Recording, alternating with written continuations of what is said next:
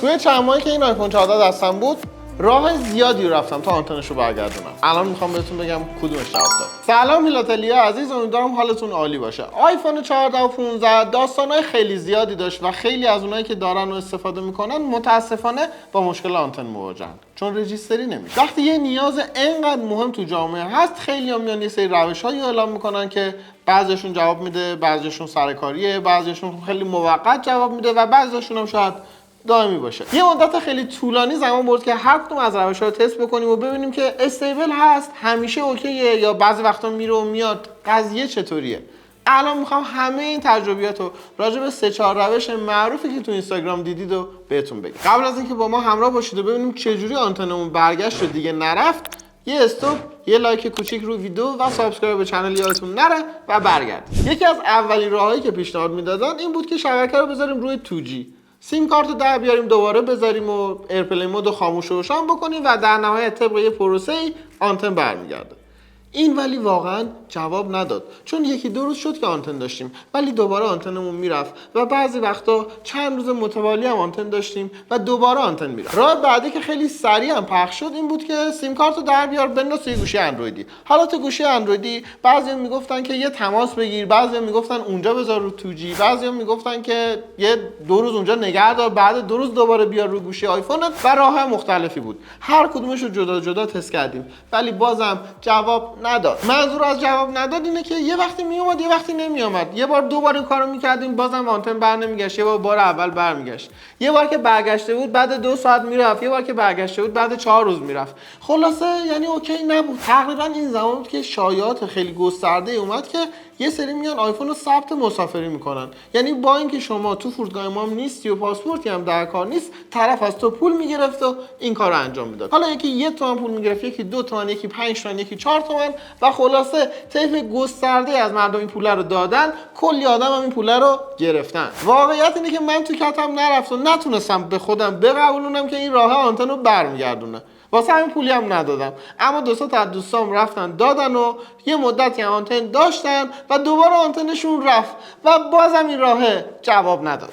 اومد جلوتر، رسید به این دستگاه آیکاس، یه دستگاه رجیستری که واسه من باورپذیرتر بود. از اون چیزای الکی نرم افزاری یکم جدی‌تر بود، از اون حرفای الکی که مردم هم می‌زدن که ثبت مسافری میشه باز قابل درک‌تر بود. چرا؟ چون سخت افزاریه. سیم کارت میذاره این تو، این با بلوتوث وصل میشه به گوشی و در واقع آی پی دستگاه میشه آی پی این. واسه همین سیم کارت تو آنتن داره و به واسطه اتصال این بین گوشی و دستگاه تو با گوشیت کاراتو میکنی، آنتن رو انتقال میدی روی اون و با اون صحبت میکنی، با اون زنگ میزنی، اس ام اس میدی یا همه کارهای دیگه. اما این دستگاه هم بدیهای خیلی بزرگی داشت که تو تبلیغاتی که خیلی میگفتن خوبه اصلا کسی بهم نمیگفت، تا وقتی مجبور شدم ویدیو بررسیشو بگیرم و بگم بهتون که اصلا به درد نمیخوره. به نظر من ویدیو هم تو کانال هست، میتونید ببینید. اینجا داستان بود که از خرید آیفون 14 پشیمون شدم و گفتم کاش 13 خریده بودم یا یه گوشی سامسونگ دیگه. واقعا هیچ امیدی نداشتم، من بودم و یه آیفون به درد نخور. اما تو همین ناامیدی‌ها بود که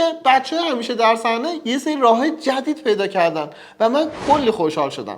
یه راهی که بالاخره آنتن 14 رو برمیگرد. خوبیه این روش اینه که نیاز نیست هزینه‌ای به کسی بدی، نیاز نیست چیزی هم بخری، خودت تو گوشیت میتونی انجام بدی. میری تو اپلیکیشن شورتکات و این مراحلی که من میگم رو انجام میدی. میذاری روی این مورد که اگر آنتنت کمتر از 2 تا سیگنال داشت 20 بار ایرپلی مودتو خاموش و روشن کنه. یعنی دستی هم میتونی این کارو کنی ولی این اتوماتیک انجام میده. هر بار آنتن نداشتی 20 بار خاموش و روشن کنه و آنتنت برگرده. همه چی انگار داره حل میشه. این همه مشکلی که من داشتم فقط با 20 بار خاموش و روشن کردن ایرپلی مود حل شده بود. آنتن من برگشته بود و من آیفون 14 رو پوز میدادم همه جا. همه چی عالی بود تا اینکه یه بار رفتم تو آسانسور، از آسانسور اومدم بیرون، دیگه آنتنم برنگشت و اینم جواب نداد. آنتن من دوباره رفته بود و 14 من بدون آنتن شده بود.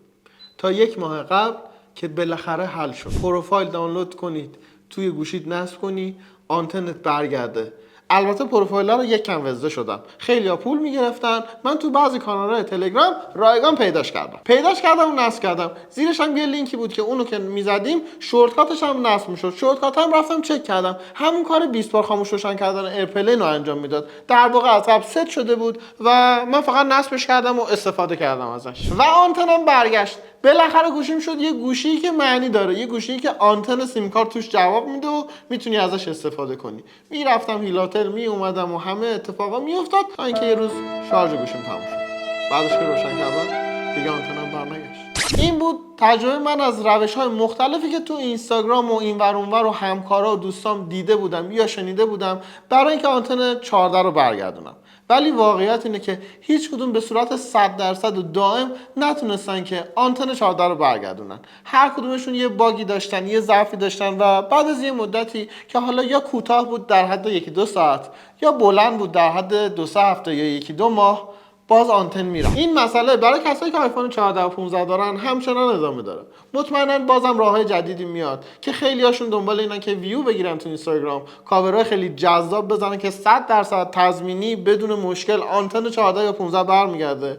خیلی هم دنبال اینن که یه هزینه از شما بگیرن.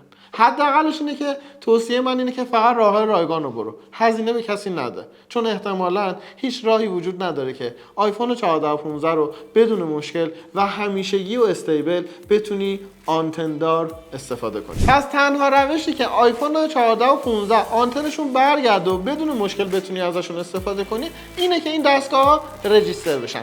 بقیه راهایی که وجود داره همه یا موقتن یا کلی مشکل دارن. باور نکنید، هزینه اضافی نکنید و امیدوارم کسی هم سوء استفاده نکنه از این داستان. دمتون گرم ویدیو رو تا اینجا دیدید. کانال ما رو سابسکرایب کنید، ویدیوهای ما رو ببینید. حتما کلی اطلاعات مفید میدیم که الان تو فضای اینستاگرام خیلی خلافش رو بهتون میدن.